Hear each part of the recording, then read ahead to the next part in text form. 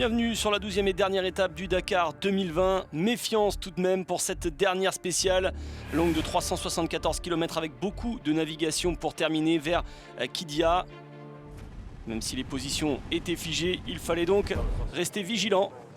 Cette dernière étape Arad-Qiddiya en Arabie Saoudite, la spéciale a été raccourcie avec beaucoup de visages enjoués sur la fin de ce parcours et seulement 6 secondes entre Peter Hansel et Nasser Al-Attiyah sur le podium, le tout pour près de 7000 km passés sur les pistes. Un nouveau Dakar terminé donc pour Christian Lavieille, son 17e avec son copilote Jean-Pierre Garcin.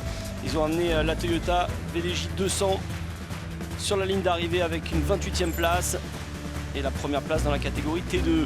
Fernando Alonso est le meilleur rookie de ce Dakar 2020, l'ancien champion de Formule 1 et du Mans. Il s'est battu avec son Toyota Hilux, avec Marc Coma comme copilote. Il termine 13e pour son premier Dakar. Il a surtout joué quelques top 5 d'étapes dans ce Dakar. Fernando Alonso, Yazid Al-Rajhi, chez lui sur ce Dakar 2020, a pris la pression. Il était le favori de toute une nation. Il s'est montré à la hauteur avec son copilote Konstantin Zivitsov, 4e du classement général. Depuis donc la 3e étape, il bat son meilleur score. C'était 7e l'an dernier. Et c'est le meilleur résultat pour un Saoudien dans le Dakar. Le 31e Dakar de Stéphane Peter Hansel a débouché sur un 17e podium. Et la légende française est un petit peu déçue de ne pas avoir ajouté à ses 13 victoires une dernière victoire sur son Buggy Mini. Pourtant, il a ajouté quelques victoires d'étape, 80 maintenant au total. Et l'enjeu pour Nasser Al-Attiyah, c'était de garder la pression sur Carlos Sainz et garder aussi Peter Hansel derrière lui. Il a roulé fort dans cette dernière spéciale pour aller chercher une victoire d'étape, puisqu'il a remporté une victoire d'étape sur chaque Dakar depuis 2007 et il l'a fait.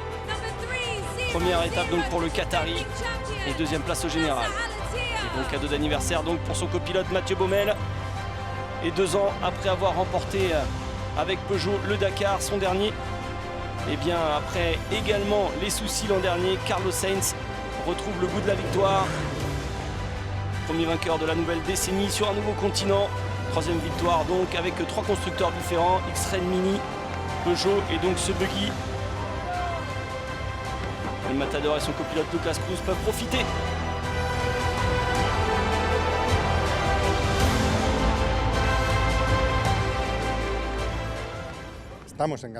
Nous sommes ravis d'apporter cette victoire à l'Espagne.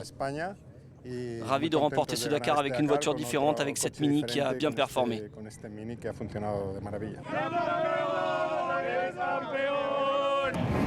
Nasser Al-Attiyah remporte donc cette dernière étape et Carlos Sainz s'impose sur ce Dakar 2020 avec moins de 10 minutes d'avance sur ses 2 rivaux, Nasser Al-Attiyah et Stéphane Peter Hansel.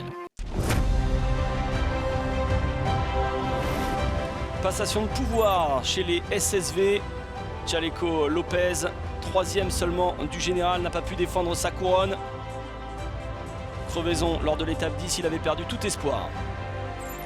Sergei Karyakin a fait un rallye très régulier, restant dans le top 5 tout au long de ce Dakar. Le champion quad 2017 termine 2e du général.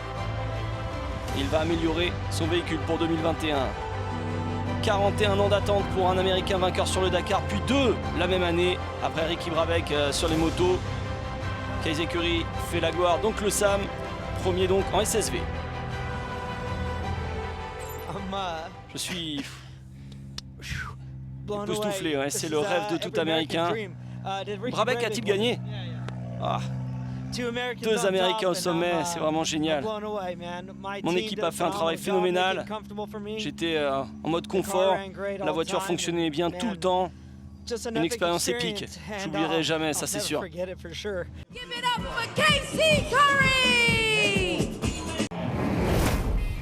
Curry, 4e lors de ses débuts, s'impose donc avec près de 40 minutes désormais sur Karyakin et près de 50 minutes sur Chaleco Lopez.